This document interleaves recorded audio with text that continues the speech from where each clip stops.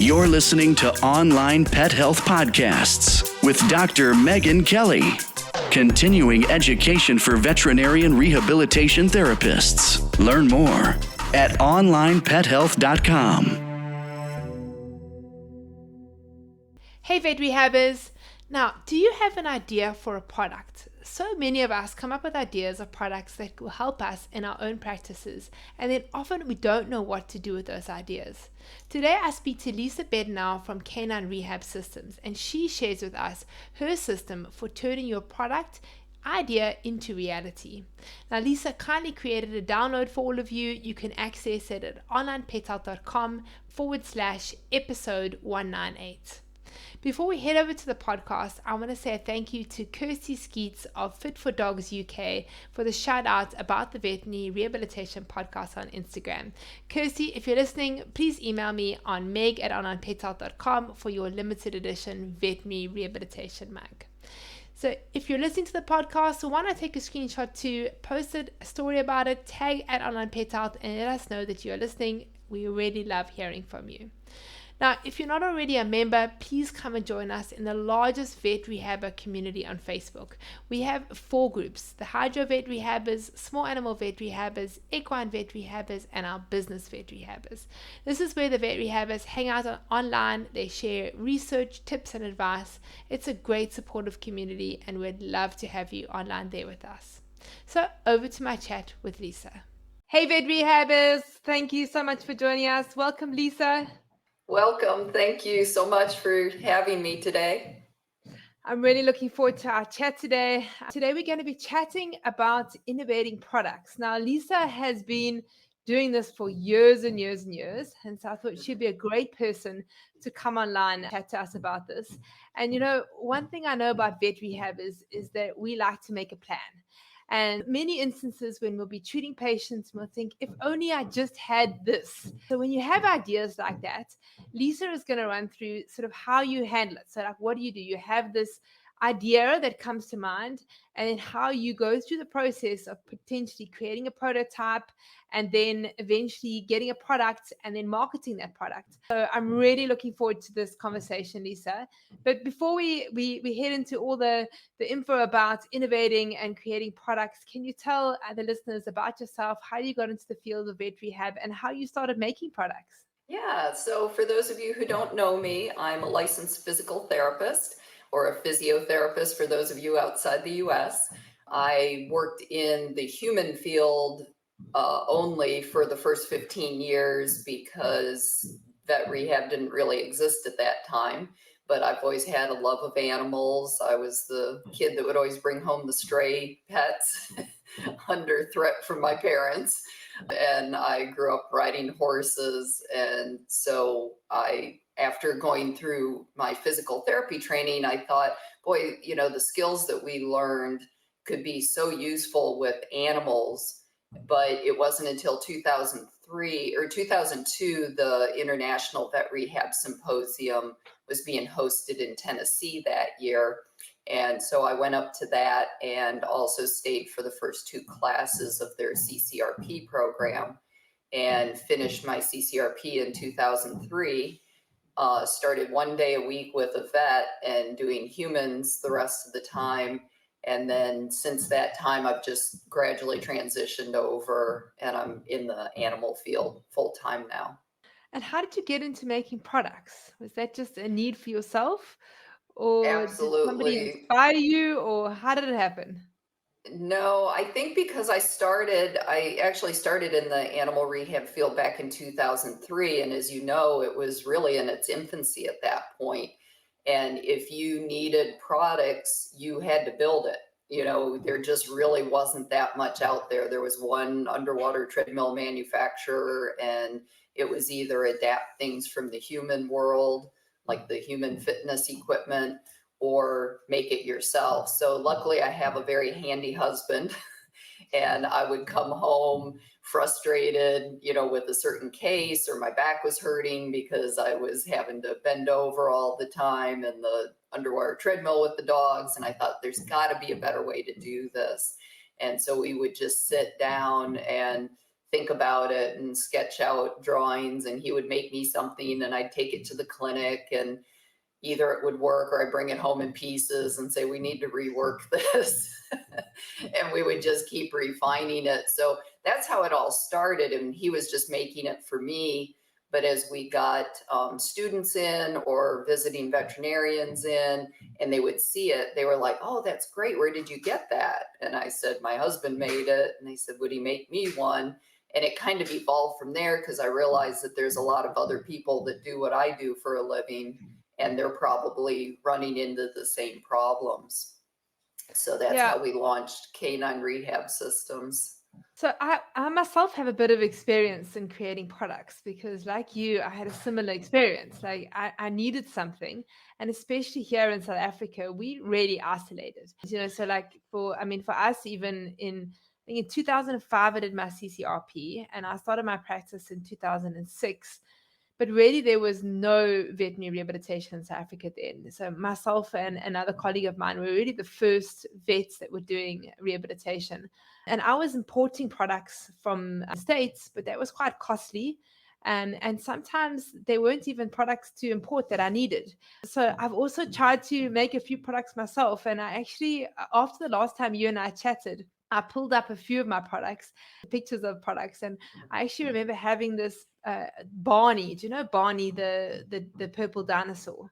If anyone's got kids, they'll know Barney. Barney's that dancing purple dinosaur. So my kids were like into Barney, especially my first child. And so I had this really, really big Barney, which I sort of tried to fit things onto and to see whether, it would fit. I didn't have a dog, a dog toy, which would have been a whole lot better than a Barney. But I've got these pictures of this like modified front wheel sort of cart that I tried to make with a wheel on it and strapped onto this Barney.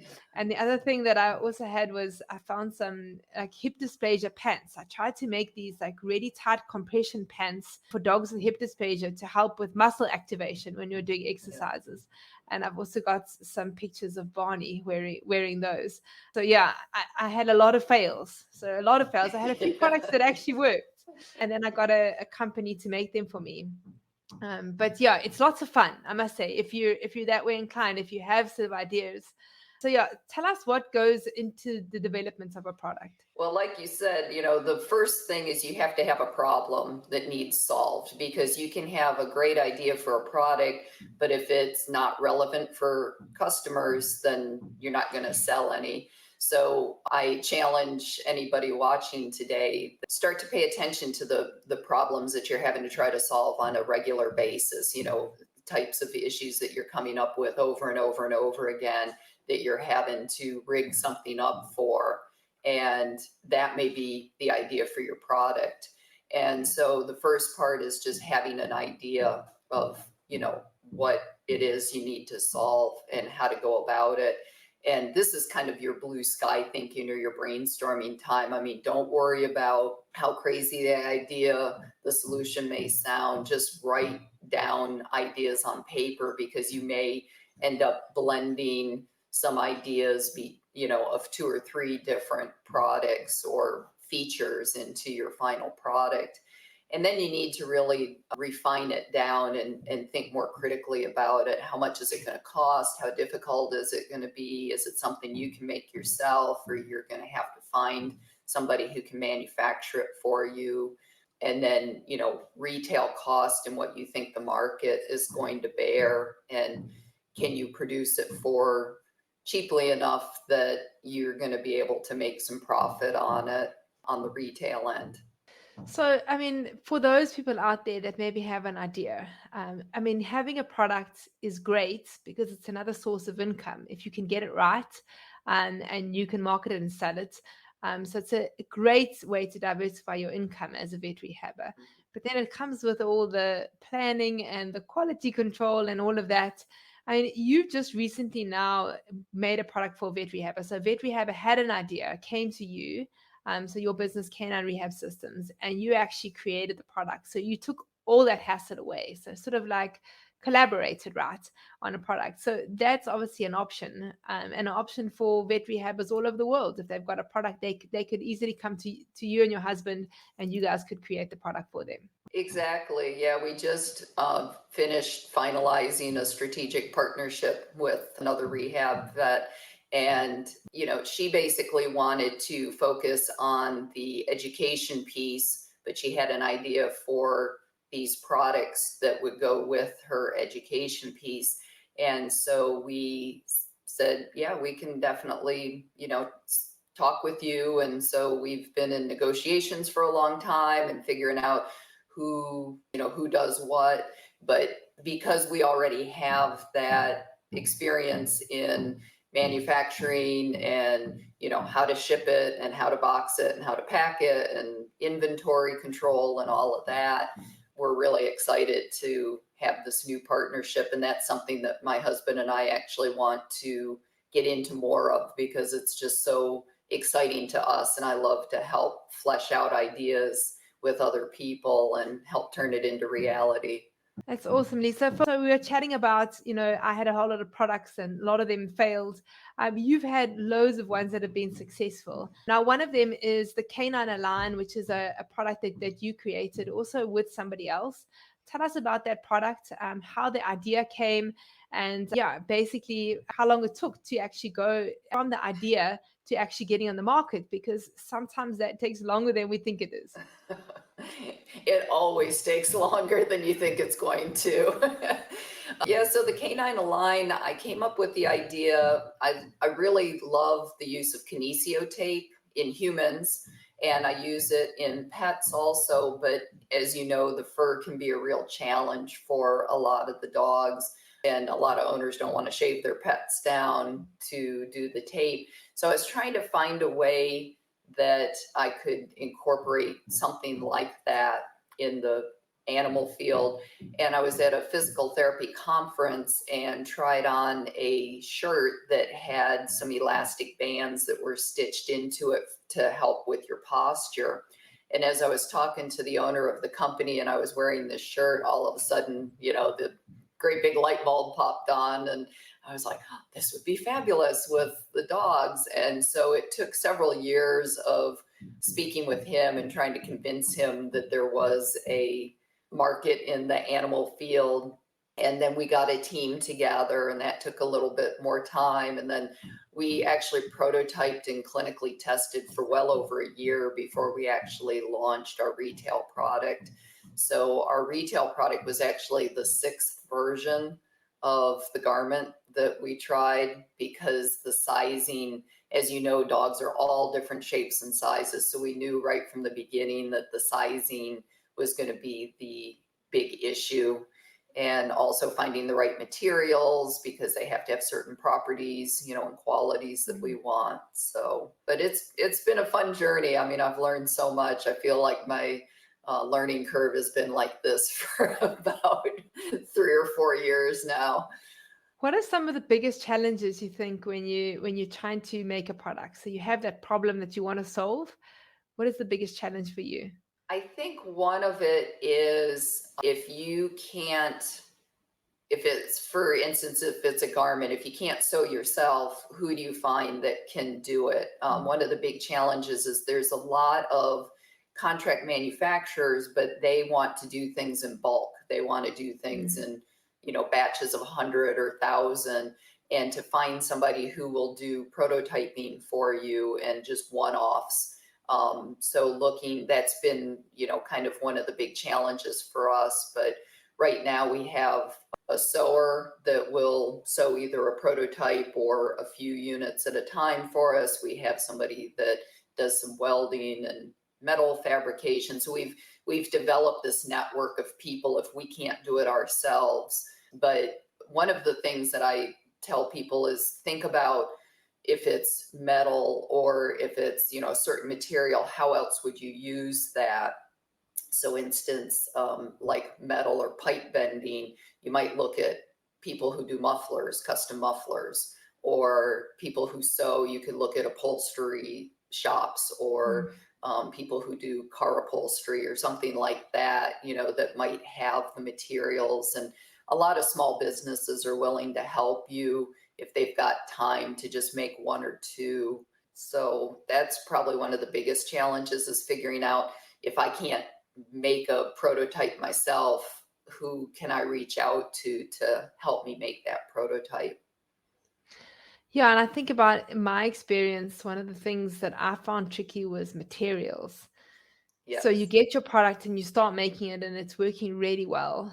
And then you can get the material and then suddenly you can't get that material anymore. And then you have to change.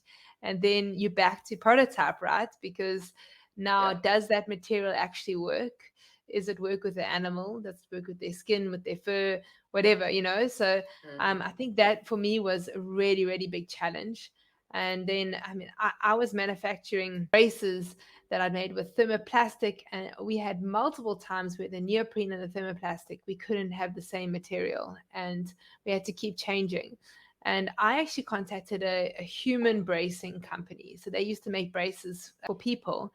And luckily, the owner of it was a client of mine. So he loved animals and he was all for helping making braces for animals. And it was basically a brace where you have neoprene and thermoplastic inside it. And then you put the whole brace into hot water and it becomes malleable. And then you can fit it around the dog's leg. And even with that, I remember like quality control being Yeah. a struggle too, you know, and it depends on your seamstresses and who's sewing. Like in a factory, there'll be one day one set of seamstresses, the next day another. So it depends on what day they're manufacturing your products, that your one day it comes out, it looks in a certain way, and then the next day it comes out and looks another way, like they've put the label somewhere else. And you know, so those things, I must say, for me as a perfectionist, and like I'm quite an A-type personality. I really struggled with that, you know, that it didn't look exactly the same. So I think that the one benefit is if you're making them yourself. So like you say, if you're able to sew and do a whole lot of things yourself, then you're able to get on top of that. When you have to outsource it, then I think sometimes Yeah. they can be even more struggles. Absolutely. And then you throw COVID in on top of it, and your Yeah. delivery struggles and your supply chains, where all of a sudden we couldn't get, we could get Velcro all day long and we couldn't get this one particular buckle. And we Yeah. literally had to trace it back to the manufacturer because none of the distributors carried it. And they said, well, we'll make a batch for you, but you have to buy 400 of them, because you're coming directly from the manufacturer. So if anybody needs some snaps, I've got great big boxes of them out in my workshop. So, won't you tell us some of the other products, like the problems that you thought of, and some of the other products that you've made? So one of the earliest products that my husband made for me was a set of cavalettis that come in a frame, because I would get really frustrated with the safety cones with the little holes in them and the poles. And, it took a while to push the PVC through the holes, and then you get them all set up, and then the dog would knock them over, and and you got to set them up again. And my frustration tolerance is like about that much. So if something doesn't work right and it's not easy to use, I get frustrated really quickly. So he made a frame for me with slats and PVC that are in offset H's. So if you turn them one way, the rail's low, you flip them around, the rail's higher. And so that was great for me. And then I wanted a wobble board, because all the human wobble boards are either round or oval or too small, because human feet are different. There's only two of them, and dogs are rectangular in shape where their footprints are. So, and a lot of the boards are hard plastic and they were too slippery for the dogs. So it took a while to figure out the rocker mechanism, but he figured it out. And so then he built a wobble board. And I think our first one was built, oh boy, like back the first job I had, which was probably 2003. And I think it's still in use. So it's very durable. And probably the next biggest one was the treadmill, when you have to gait train a dog in the treadmill. And I was having to bend over and, walk their feet. And as I got older, and just day after day of that, I was like, I'm so tired of my back hurting. So we figured out how to, and, it was in the early days, it was put a a swim coat on them with the looped handle, and then I'd have a broomstick and leashes and pool noodles. And, it'd take you 10 minutes to get the dog ready, and they're exhausted by that time just from having to stand.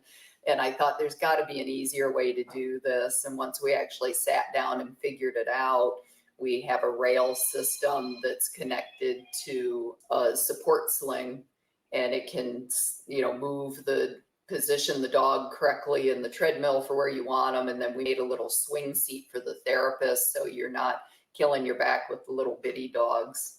Can you give the listeners some tips and advice on so let's say they come up with their idea, they create their prototype. Now, what do? How do they test their prototype? Some of them might be able to do it with the current clients that they have.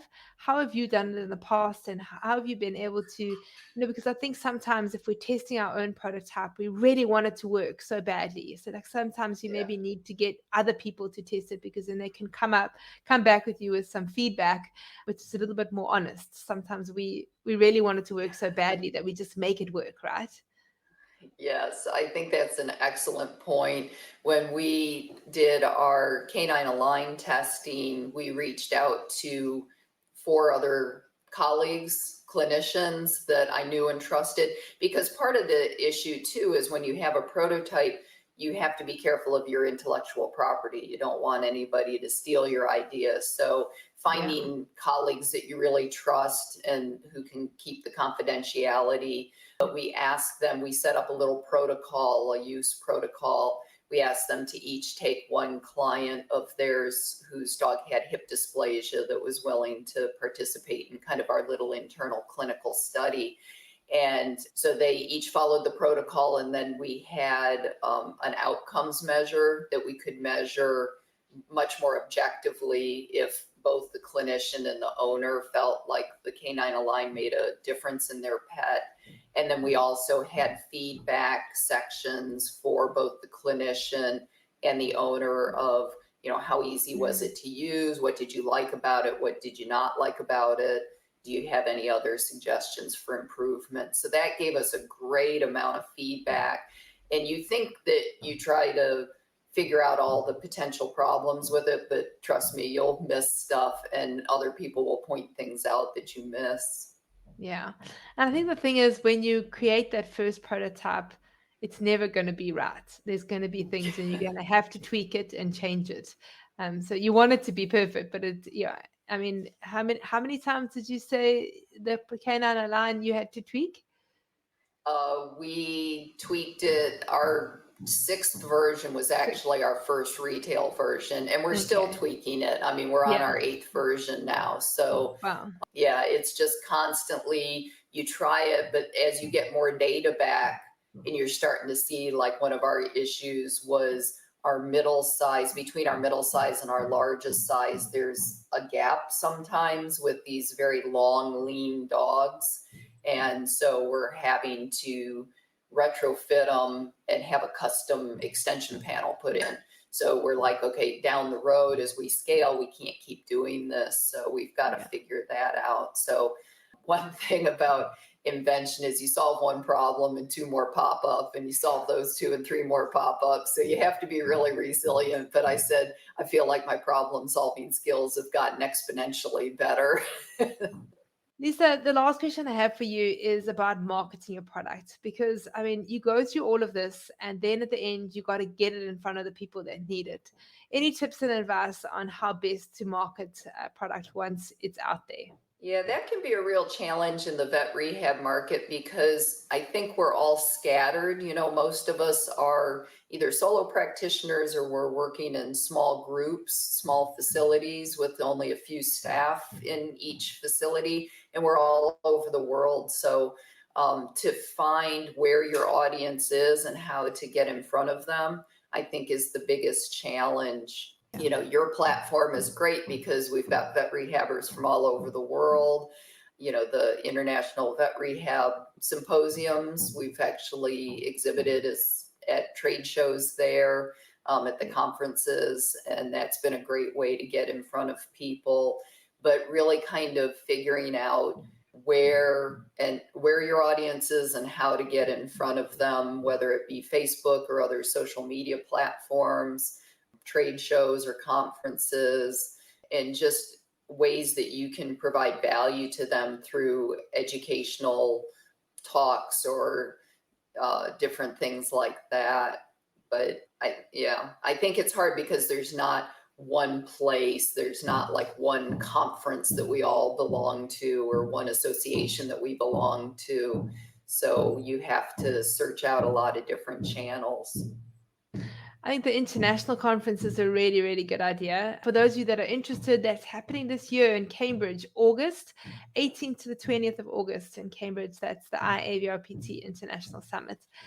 Lisa, it's been awesome. Thank you so much. Thank you for having me, and I hope you have a great rest of the day. And I will say one thing before we sign off is for all of those of you who have ideas, keep a notebook because they'll pop up at the most inopportune times. So just write them down someplace so you can go back to them later.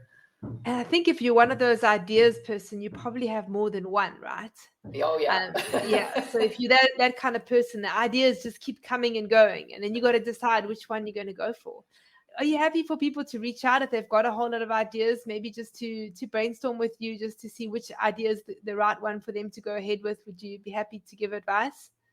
Yes, I would be happy to. And, we can sign a non-disclosure, confidentiality agreement. So if somebody's looking for, just ideas on kind of refining a product versus us actually going into collaboration with them, I'm fine with helping them out however I can.